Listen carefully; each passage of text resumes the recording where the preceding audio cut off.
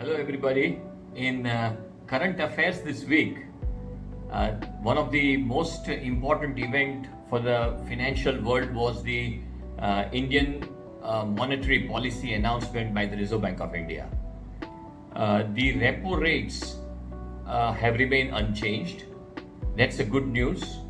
But the Reserve Bank of India is quite mindful of the fact that inflation needs to be controlled. So the way they have tried to control the liquidity in the economy is by announcing that they will carry out open market operations. So under open market operations, the Reserve Bank sells bonds and tries to suck liquidity from the system. The Reserve Bank has made announcement that the inflation target for them is not 2 to 6% as it was said earlier, but the target now is 4%. Anything about 4%, the Reserve Bank of India is not comfortable with. So they will try to do every other measure to see that the rate of inflation is below 4% or around 4%. The Reserve Bank was a little worried and they had announced all these things, not overly worried. The reason was that in last 5 years, India is right now facing one of the weakest monsoons. And the another factor which will rather impact inflation in India is that the crude oil prices had spiked to $98 to a barrel, which are now hovering at around $85 to a barrel. So these factors play a major role in inflation in India, and so the Reserve Bank has announced these measures. The Reserve Bank also announced that, or rather made a statement that they are worried about personal loans and the extent to which they are being lent, the way the size of the personal loan market is increasing. Then, on account of these announcements, the 10-year GSEC yield has spiked to 7.34%, which is quite high, and this speaks of the cost of borrowings which the Indian corporates and the Indian economy will be faced with.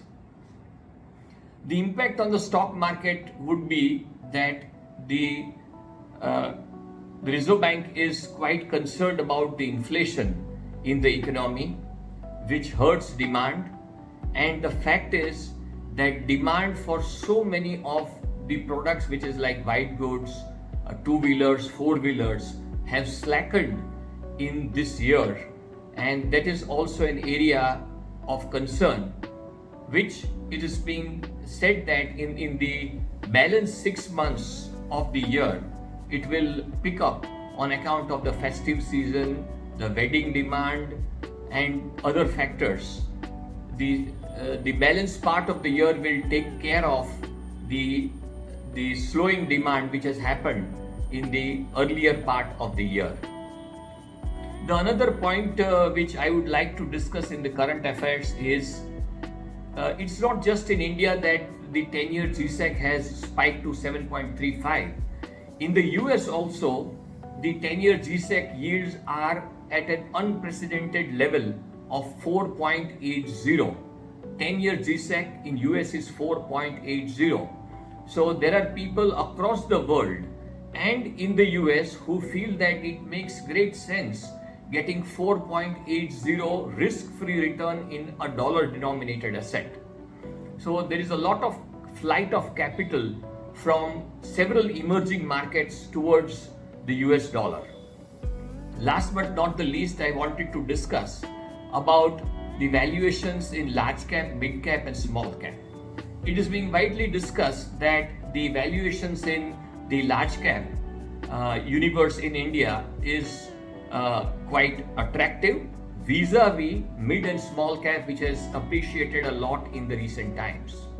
But the fact of the matter is that large caps in India constitute, say, banks, big banks, steel companies, IT companies. So the major growth potential lies in small and mid cap. The way the economy is expected to grow, the major chunk of those growth and the growth engine is expected that it will be through mid and small cap companies. Moreover, what happens is that the large cap companies are more governed by the global winds. So what happens in the US would impact large IT companies in India. The prices of steel will impact the big companies which are manufacturers of steel and other metals in India. Banks, whatever is happening at the global level, which might impact India in a certain way, and the interest rate scenarios would also impact the profitability of the bank. So the bigger companies, the large companies in India are more connected with the global economy, and India-centric growth is going to come from mid and small cap companies. It is expected that in the times to come, another 5-10 years, maybe the mid and small cap might give a return of at least maybe 500 basis point on a CAGR basis more than what a large cap can give. These are expectations. Let's hope India grows and all the sectors of the economy grow. Thank you.